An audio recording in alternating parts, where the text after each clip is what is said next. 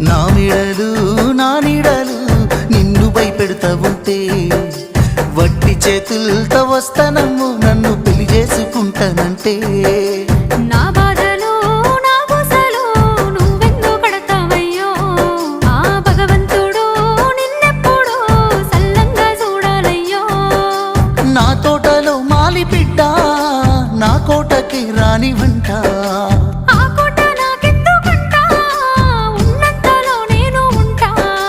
కొండంత నేనున్న నీ మనసు అద్దాన సిన్నంగా కానరానా